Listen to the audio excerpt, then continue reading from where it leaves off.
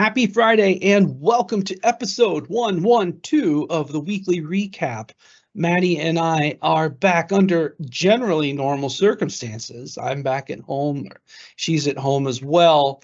But Maddie, you had a rough week on the way back. I really I feel bad for pulling you in here. I did, Rick. Hi, Rick. Hi, everyone. I'm doing okay, not great as always, with a bit of cold this time since I got back from Boston. It might have been the cold weather. I don't know. You know that I always joke around the fact that I was not made for cold weather. No. Um, exactly. So yeah, I had a rough time coming back. My flight were not as straightforward as usually. I'm not going to get into details, but it was a really great week, and it was amazing to see everyone in Boston. We had such a good time together, and I think we learned so much from each member of the team. So, I mean, it was worth it, um, all in all. Yeah, it was a great week. I had a lot easier of a travel burden than you. It's, hour and 20-minute flight for me. We were done Thursday and I was home Thursday night, so it was worked out great for me. But you know what? All of that being said, the community still keeps on going here. So we've got a great roster of content to share. I don't think we're breaking the rules. We got a lot of special departments, so do not let the tabs scare you. So first up is Jorge talking about getting, and I love this. This is getting Veeam 1 extensively into other, syslog type resource, right? So this is a great way, and I think that this picture here is actually a good start. And what caught you on this one, Maddie? Yeah, so as you said, Jorge is showing us how to utilize Veeam 1 to enhance the visibility of the environment and, as he says, achieve the enterprise observability. And in this example, Jorge combines the real-time alarms from Veeam 1 across the entire stack and sent it to his favorite syslog tool, Grafana Loki. By now, we all know Jorge loves Grafana, don't we? Then he talks about Veeam1 notifications, attributes, and how to send syslog with PowerShell push syslog. And then he goes to small PowerShell script to handle the alarm status, and then define the alarms that we would like to send to syslog. And the last stop in here is a quick Veeam1 syslog overview with Grafana Loki. But have you used this? Have you tried it before, Rick? No. The only adventure I pursued with this was really helping Kirsten last year take some of the Veeam 1 alarms and then do something with it. Those of you at Veeam On might remember Kirsten made Veeam 1 turn on the on-air sign, right, that we had at Veeam On. And basically what she did, just as an example here, I had to turn on my hotspot to get the smart power plug on the internet. But basically, once the smart power plug was on the internet, basically Kirsten had a Veeam1 alarm trigger PowerShell to the application that click does this, right? So it's important for everybody to know how versatile and powerful Veeam1 can be, whether it's sending the PowerShell command to a smart power plug to turn on port number 1, or putting it into syslog and Grafana, other things. I mean, this is really a big deal. In fact, I think we're going to come back to this a little bit at Veeam On as well to do some more with this type of content. But outstanding share, Jorge. Thank you so much. Yes, absolutely. Really great article. Thank you for that, Jorge. Number 2 is Christian I am Sol Emersol with his borderline cybersecurity space, borderline automation desk type of topic here about querying the number of times that devices have requested BitLocker recovery keys. This is pretty cool. Yeah, so basically he's sharing a script in here that enables us to query the BitLocker recovery key from the Microsoft BitLocker administration and monitoring reporting services. Now, I have never used anything like that before. So I wanted to ask you, Rick, if and the community as well, if you use this, if the community used it, how powerful is this? Should I try it? Yeah, that is a good question. I actually have a different kind of view here, Maddie. My kind of view is if there's a high number of times that something's being requested through BitLocker recovery, that might tell you something else, like maybe something fishy is going on. Like, why would we need those recovery keys so many times, right? Yeah, it's a good one. Everyone, share your comments below on kind of the practicality of some of that information. But regardless, Christian, thank you so much for sharing. All Yes. right, number 3. Is this a new face for the recap? It might be. I believe so. Yes, I think Martin is actually from Germany, and he's been quite active in the script log section. I think he joined our community after the VUG Germany on the 28th of February. So, yeah, so he's pretty, there you go. It's pretty, definitely Germany. He also active on the forums at Aerogarth, Frankfurt area. Not to creep you on the recap there, Martin, but welcome. And I like this. This is really interesting. Pre-checking the update to version 12 for those environments using VMware, right? And so basically, I should probably hack that to be a link, but this VMware KB is pretty interesting in that it talks about if a duplicate VMDK UUID deployed from a template, because end users are not doing that right. I've messed that up in our lab internally. I couldn't even imagine as a service provider, so that this type of stuff becomes a problem. This is a great kind of pre-flight check, and wow, I think that's pretty cool that he's done it through a script. Yeah, and look at the discussions. I mean, so many people that didn't know about it, and they find the sharing very useful, the script. They said like they're gonna try it. Some of them they tried it, and they also talk about the results they had. So I found it very useful. So thank you, Martin, for sharing that with us. And yeah, I'm looking forward to see what other discussions are going to be held in this post. That's interesting. Martin and his environment found over 300 dupes. Yep. All right.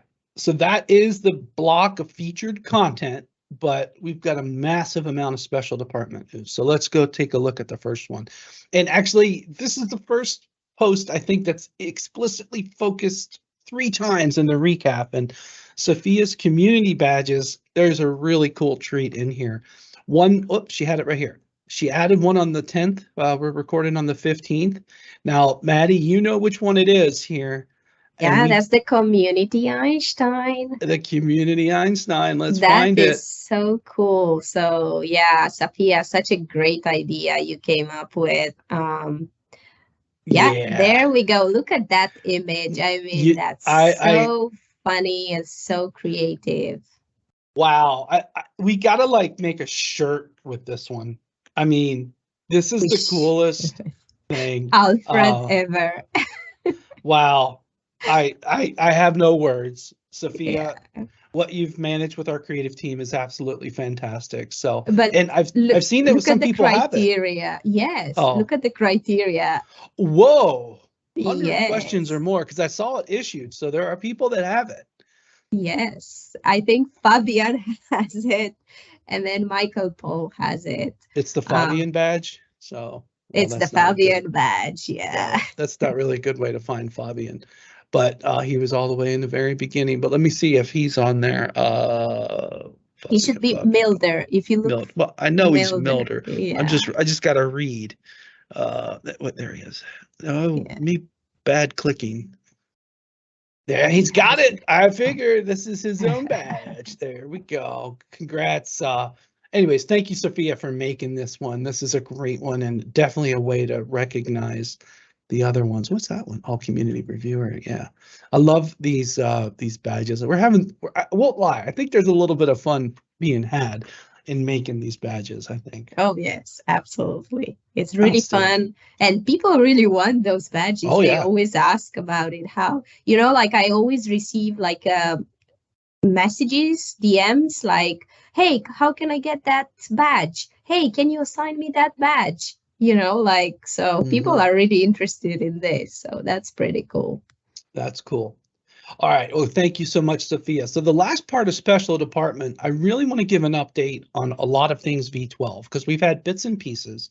So the first thing I'll start with is a blog post that I did, and Maddie picked this out. I didn't put this one on, about day 2 operations being easier than ever with V12, and Alfred's still happy about V12 too. But since you picked this one, Maddie, anything catch your eye in particular? Yeah, I love the fact that you are talking about the vMover. I think that's one of the features that everyone in the community and all our customers and partners are talking about, and they were excited about, even when we did those the questions on the V12 launch. I feel like one of the most expected features was the vMover. So I thought, let's just talk about it. So you can tell us more. Yeah, and I, this picture here shows VMs inside of a job being moved to another job, which is one use case. This one is moving it from the disk perspective to another target. So you can move it to another target or to another job. But then this one is just the job itself. And I don't have any sound on here, but basically when you have the job wizard up, you can just change the repository, say you want to start using direct to object storage. That's one of the best things about V12. Let me just change it from NAS share to object storage standard. So now when I do that, I get this really cool message. Do you want to move all your backups to the new repository and continue? And yeah, just move them. And then boom, just like vMagic, it's done. So vMover vMagic, I like vMagic, yeah. Yeah, so you can check that out. We did put a blog up on that, and I did make it sticky on the top. It'll be unstuck in a week or two. But yeah, pretty good stuff. Now, I added a few things for special department news as well, and I wanted to actually go over to the forums. A great thread here about performance that one individual was highlighting that synthetic active fools were taking a lot less time, which was great. So a lot of good happiness there. You might want to check out that read. The other thing I want to say is, I think it's great to say everything's working, but I also want to be really transparent on what are some of the issues we're tracking. So earlier this week, we crossed north of 95,000 downloads, and really there's only 5 top errors that are being determined consistently, right? I can tell you, and I'm going to update the upgrade center, that there will be like this kind of patch 1 situation that's going to be coming out in April. So we'll make sure that you get that here on the recap as soon as it's ready. But definitely, think about these. If these are things that are going to be part of your use case, you might want to, either consider holding off on the upgrade or do a test ahead of time with a test environment. But this is actually a pretty great idea, right? To actually have like a tracker of the issues, centralized all that, and then just to work on it and, fix it. So yeah, I think that's good. And I believe like if anyone in the community knows about any issue, they should go there and add it. So we can actually have a look at it with the product management team and try to fix it for them. Indeed. And I was in Reddit last night. There was a couple other discussions going on over there, and I'm trying to drive them back to entering a case, trying to drive them back to the forums to get it in front of the product management team, right? Because that's where they need to go. We're not going to get it solved properly on on Reddit and things like that. I want to let everybody know that the upgrade center, which is sticky on the main page, has been updated. Updated it yesterday. I'm going to update it again here very soon. But the main thing I wanted to do is highlight that the new cloud plugins are ready for AWS. A Google one was ready at GA, but if you had the RTM release, you didn't have this. You didn't have any of the cloud plugins. You only had the Kasten plugin. So you can download this, and it's reasonable to expect that the Azure one will take an update here very soon as well. You see this is on version 12. So the AWS plugins were updated so you can have that central management. And on the AWS Marketplace, the update was done late last week as well. So all of the new Veeam backup for AWS stuff is ready to go. So Maddie, other than that, nothing's going on. I mean, it's not busy at all. Yeah, I mean, today we don't have who's new, but we're gonna get back to it next week. So, And we might have a little surprise. Let's just oh, say Maddie and Sophia, mostly Sophia on this one. Sophia's been innovating the who's new. Let's just leave it there. okay, let's see. We have an innovation to the process in process. Maybe I'll blow my secrets. I better just shut up now. So, Well, Maddie, yeah, let's wait for next week. yeah. Well, when it's ready. Let's wait for when it's ready. I should be back in next week to make the record. Wait, no, I'm going to be gone. We'll have to either go mobile or go later or go airport. I don't know. We'll figure it out, but we always do. Maddie, thank you so much for curating the content here today. Absolutely, Rick. I hope you feel better as well. I said, we don't have to do the video. We can just type it up. She's like, charging through. So she's a trooper. I appreciate that. All right, everyone. Thanks for watching this weekly recap. We will see you next week with 113. Have a great weekend.